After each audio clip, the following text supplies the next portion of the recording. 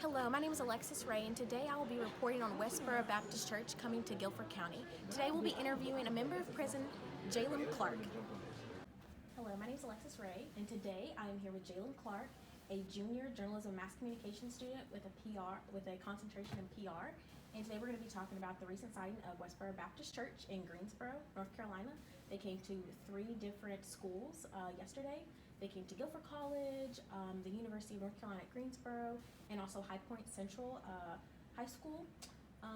So Westboro Baptist Church, as you guys may know, is an inflammatory hate speech church that focuses their hate towards specifically the LGBTQIA+ community, Catholics, atheists, Muslims, Jews, and U.S. soldiers. So today I'm sitting chatting with Jaylen, a North Carolina A&T PRISM member.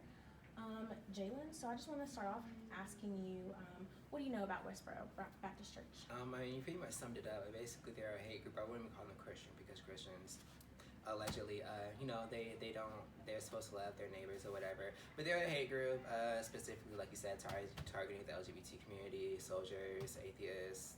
I forgot what else to say, but hate group. Yeah. I went on their website years, and they literally we are against fags.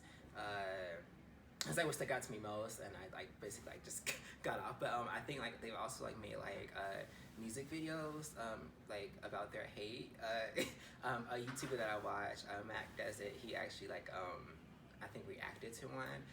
But they literally just spread hate. I don't know what's wrong with them, but they really need to fix their lives, because the Bible literally says love thy neighbor as thyself. And you said they made music videos? Yeah, music video parodies against the LGBT community. And this is on YouTube? Yeah, it's on YouTube. Okay, this is crazy. I'm gonna have to watch this. So I might be getting mixed up with somebody else, but I'm pretty sure it's Westboro. No. I mean, it probably is. So how did it make you feel to know that that's how strongly they felt about a community that you identify with? I mean, currently right now I really don't care, but growing up, I mean, honestly, I really don't let anybody or anything get to me, because at the end of the day I'm gonna live my life how I live it. People who obviously hate hate stuff like this so strongly are either probably part of the community and want to internalize that because they don't want to express how they feel. 2, something's wrong with them mentally, or 3, they're just really hateful and they're going to go to hell. So why hate? Because there's no reason to. But when I was younger and I was finding out more about myself and my gender identity, I'm non-binary, by the way, than in pronouns. It really did hurt, because when I used to identify as Christian, I used to hate myself over it, because it's something that my gender and my sexuality is nothing that I can change. Trust me, I was at a point where if I could change that, I probably would, but at this point right now, I'm living my life.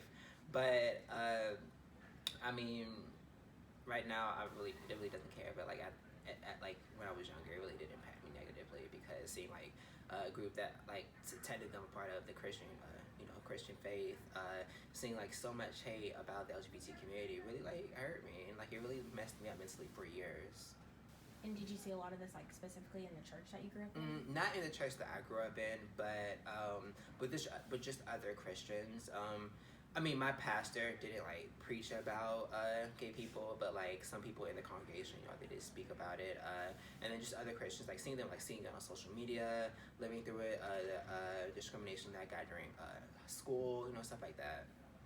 And do you feel Westboro Baptist Church, do you feel they're an accurate representation of what you believe Christianity is? Well, first off, I believe Christianity is a fraud. So sorry. So in that case, no, you're fine. Yeah, yes and no.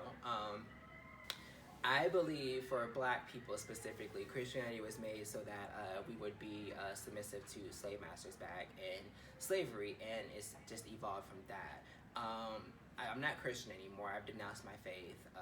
I've officially denounced my faith a couple weeks ago, but people who know me on campus or whatever know that I'm not Christian. I'm very vocal about not being Christian.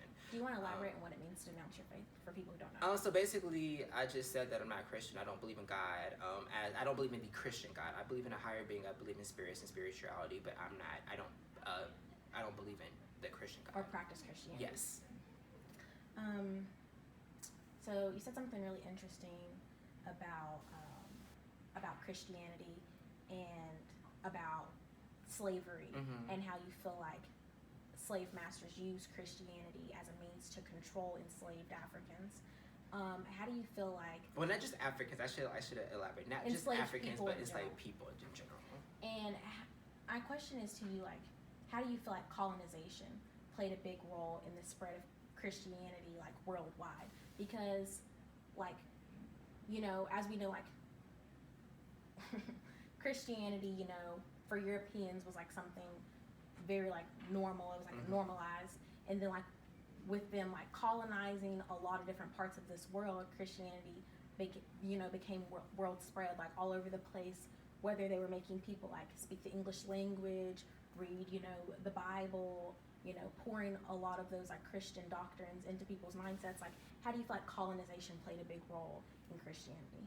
I mean, you kind of said it, like, with, when the whites did colonize, not even just, over here, but, when they went to Africa and they tried to take the slaves, they would pay people off. They would pay other Africans off so that, they can, you know, come to their tribes and take the people.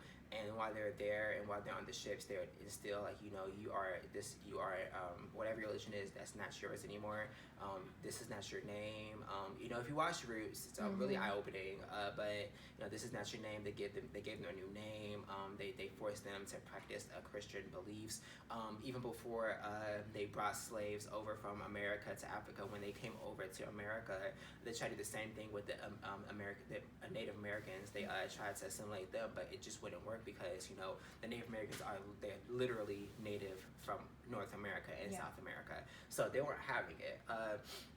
But I mean, not even just colonization in general, but like Christianity has played a lot into like a lot of negative aspects in the world. A lot of wars started from Christianity. Just coming to mind, all the Crusades started from Christianity. A lot of like war and wars over religion, and just hate comes and stems from Christianity, or religion, and then Christianity specifically. And how do you feel like people's religious beliefs can curate hate, and specifically hate toward like specific groups? Because they take what is in the Bible and they run with it. The passages that they use denominally are men should not lie with men as they lie with women.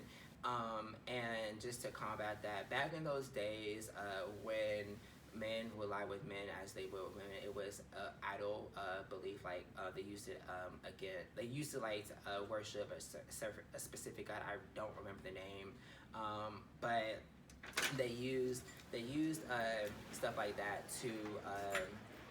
to worship their gods, and that's like how it became to how taboo it is. But what Christians specifically do, not all, but a good majority, they try to nitpick the certain scriptures that they can use to justify how their hatred, and they ignore the stuff that could be used against them. Like, for example, they can't eat seafood, they can't eat pigs, they can't wear two different so you feel like they pick what they want to abide by? Yeah. Definitely agree with you. Another quick question. What do you want people, as a member of PRISM, what do you want people to know about PRISM? Like resources that PRISM offers, or just anything, like, can you tell us? So PRISM is the LGBTQIA plus organization, the only LGBTQIA plus organization on campus, but it's not just for my community, it's also for allies and people who want to educate themselves on the LGBT community. And I just feel like people should have more of an open mind to my community, just because we're not going anywhere. Since we've been here literally like since the beginning of time.